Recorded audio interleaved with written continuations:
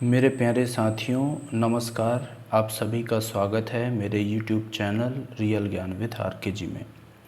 दोस्तों, आज के इस वीडियो लेक्चर में मैं आप सभी को एक प्रसिद्ध कहानी जिसे मोहन राकेश जी ने रचा है, मलबे का मालिक, इस कहानी के सारांश को लेकर प्रस्तुत हूँ। तो चलिए दोस्तों, हम देखते हैं मलबे का मालिक कहानी। इससे पहले हम मोहन राकेश जी के बारे में थोड़ा बहुत जान लेते हैं। मोहन राकेश जी का जन्म अमृतसर में 1925 ईस्वी में हुआ था। उन्होंने प्रारंभिक शिक्षा अमृतसर में प्राप्त की। उन्होंने लाहौर से पहले संस्कृत में एमए किया और बाद में हिंदी में एमए की परीक्षा पास की। पहले उन्होंने बम्बई, जालंधर और दिल्ली में विभिन्न कॉलेजों में हिंदी प्रवक्ता के रूप में कार्य किया और फिर बम्बई में सारिका नामक जो पत्रिका है उसके प्रधान संपादक के रूप में कार्य करने लगे। इसके बाद उन्होंने नौकरी से अपना मन हटा लिया। उन्होंने हिंदी साहित्य की सारी विधाओं, कहानी, उपन्यास, निबंध, एकांकी, रिपोर्टाज, इंटरव्यू, यात्रा, इन सभी पर अपनी लेखनी चलाई और उनमें सफलता प्राप्त की।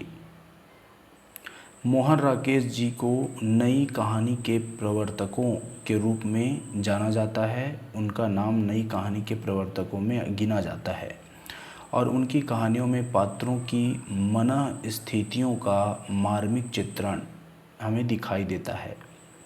आपकी कहानियों में सामाजिक चेतना, मानवता के प्रति आस्था, जीवन मूल्यों के प्रति आग्रह आदि दिखाई पड़ते हैं। तो ये जो सभी स्थितियां हैं, ये जो सभी चित्र हैं, इन सभी को हम मलबे के मालिक में देख सकते हैं। जब हम इसको पढ़ेंगे तो हमें ये जो जीवन मूल्य हैं इन सभी का पता चल जाएगा। मोहन राकेश जी के कहानी संग्रह है इंसान के खंडहर, नए बादल, जानवर और जानवर, एक और ज़िंदगी, फौलाद का आकाश, एक दुनिया और मिले जुले चेहरे, ये सभी इनके कहानी संग्रह है। तो इस तरह से हमने मोहन राकेश जी का संक्षिप्त परिचय प्राप्त कर लिया। अब हम देखते हैं मलबे के मालिक कहानी का कथासार। मलबे का मालिक कहानी भारत के विभाजन और के बाद हुए हिंदू मुस्लिम संघर्ष से उत्पन्न परिस्थितियों के आधार पर एक रचित कहानी है। इसमें हिंदू मुस्लिम के संघर्ष के बाद जो परिस्थितियां निर्मित हुई, इससे जो परिस्थिति निर्मित हुई, इसको उतारा गया है मलबे के मालिक कहानी में। घटना प्रवाह ऐसी गति से आगे बढ़ता है कि पाठक को प्रसंग यथार्थ और सत्य प्रतीत होता है। देश में विभाजन से धर्म के नाम पर संघर्ष हो जाता है और व्यक्ति इसमें इतना क्षतिग्रस्त होता है कि इतनी मानसिक वेदना झेलता है कि उसकी भरपाई जीवन काल में नहीं हो पाती। इस कहानी में एक मकान मालिक परिवर्ती समय में उसके मलबे का केवल एक दर्शक बन जाता है। तो इसमें इस कहानी में एक मकान मालिक के बारे में बताया गया है, जो पहले मकान मालिक रहता है लेकिन बाद में वह जो मकान रहता है एक मलबे में परिवर्तित हो जाता है और वह केवल उस मलबे को देखते ही रह जाता है, एक दर्शक बन जाता है और उसका भरा पूरा संसार उजड़ जाता है। भले ही राजनीतिक खिलाड़ी इसे देश की आज़ादी कहें, पर सांप्रदायिक विभाजन से आघात से सदियों से अर्जित मानवीय मूल्यबोध का ढांचा चरमरा गया और आदमी के प्रति क्रूरता चरम सीमा पर पहुंच गई। पर लेखक निराश नहीं हुए हैं। उन्होंने इस कहानी के प्रभाव से क्रूरता के चरम स्थिति दिखाने के बाद भी सज्जनता के प्रभाव से क्रूरता में हृदय परिवर्तन की संभावना दिखाकर मानवीयता का प्रकाश दिखाया है। तो चलिए पढ़ते हैं दोस्तों इस कहानी को। देश के विभाजन के 7.5 साल के बाद लाहौर से मुसलमान की एक टोली हॉकी का मैच देखने के लिए अमृतसर आती है। हॉकी देखना उनका एक बहाना था। असल में वे उन घरों को देखना चाहते थे जो उनके लिए 7.5 साल पहले पराये हो गए थे। बड़ी आत्मीयता पूर्वक वे लोगों से मिलते रहे और लोग उनसे लाहौर का हाल पूछते रहे। इसी बीच अमृतसर में काफ़ी परिवर्तन हो चुका था। कहीं कहीं नई इमारतें खड़ी थीं तो कहीं कहीं बीच बीच में मलबे के ढेर भी दिखाई देते थे।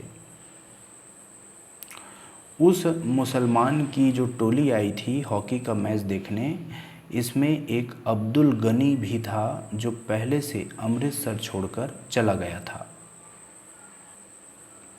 जो अब्दुल गनी हैं उसने मकान बना लिया था अमृतसर छोड़कर दूसरी जगह, और अमृतसर में इनका मकान था।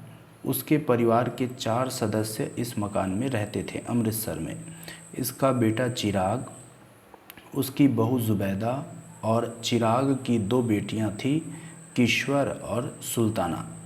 तो ये सभी अमृतसर में रह गए और केवल अब्दुल गनी अमृतसर से चला गया। गनी मियाँ ने अपने बेटे से अमृतसर छोड़कर चले जाने को कहा था, पर बेटे चिराग का मोहल्ले के हिंदुओं पर भरोसा था और वह अपना नया मकान छोड़कर जाने को राज़ी नहीं हुआ था। लेकिन जब देश का विभाजन हुआ तो उस समय हिंदू मुस्लिम के संघर्ष हो गया और उसी समय रखे पहलवान जो है उस मकान पर कब्जा करने के इरादे से चिराग और उसके पूरे परिवार के सभी सदस्यों को मौत के घाट उतार दिया। पर बाद में और किसी ने उस मकान में आग लगा दी। अब जो मकान जो है वह एक मलबे के रूप में परिवर्तित हो गया था। गनी जो है वह अमृतसर आया तो उसके मन में स्वाभाविक रूप से अपने मकान को देखने की इच्छा जागृत हुई कि वह अपने मकान को देख ले। वह विभिन्न गलियों को पार करता हुआ अपनी गली में आ पहुंचा। वीरान बाज़ार बासा को और वहां की नई तथा जली हुई इमारतों को देखकर उसे विश्वास ही नहीं हुआ कि जिस गली में वह जा रहा है वह सचमुच वह उसकी गली कभी थी। इस समय एक नवयुवक, इसी समय जो मनोरी नाम का नवयुवक है, उससे उनकी मुलाकात हो जाती है और जिसे वह पहचान लेता है। मनोरी भी गनी मियाँ को पहचानकर उसे उसका घर दिखाने के लिए गली में ले जाकर दूर से एक मलबे को दिखाकर बताता है कि यहीं तुम्हारा घर था। गनी मियाँ ने बहुत पहले से यह मान लिया था कि उसके बेटे और उसका जो परिवार बीवी बच्चों समेत उसकी मौत हो चुकी है, पर उसने यह कल्पना कभी नहीं की थी कि उसका जो नया मकान है वह मलबा बन चुका होगा। यह करुण दृश्य देखकर गनी मियाँ को झुनझुनी हुई, घुटने कांपने लगे, ज़बान खुश्क हो गई। वह पास पहुंचकर मलबे के जले हुए चौखट को पकड़कर बैठ गया और हाय ओए चिराग दीन कहकर बिलखने लगा। वह मलबे की मिट्टी अपनी नाखूनों से खोद खोद कर अपने ऊपर डालता रहा और अपने बेटे पोतियों का नाम ले लेकर रोता रहा। इसी समय उसको खिड़कियों से झांकने वालों ने देख लिया और उसे आशंका हुई कि आज 7.5 साल पहले की सारी घटनाएं पूरी तरह से खुल जाएगी कि अब्दुल गनी के बेटे को किसने मारा था, यह अब्दुल गनी जान जाएगा। लोग समझ चुके थे कि अब्दुल गनी को पता चल जाएगा कि चिराग दीन, ज़ुबैदा, किश्वर और सुल्ताना का हत्यारा रखे पहलवान ही है। रखे पहलवान उस समय कुएं के पास पीपल के नीचे सोया हुआ था। उसके चेले जिसका नाम है लच्छे पहलवान, और लच्छे पहलवान ने उसके चेले ने रखे पहलवान को सूचना दे दी कि गनी मियाँ अपने मलबे के पास आया है। तो मलबे के पास से लौटते समय गनी मियाँ कुएं के पास रखे पहलवान को देख लेता है। लेकिन यहाँ पे गनी मियाँ को पता नहीं है कि रखे पहलवान ने ही उसके परिवार की हत्या की है, वही उसके परिवार का हत्यारा है। गनी मियाँ दुखी होकर बड़ी आत्मीयता से रखे पहलवान से कहता है कि मैं भरा पूरा घर छोड़कर चला गया था और आज यह मलबा देखने आया हूँ।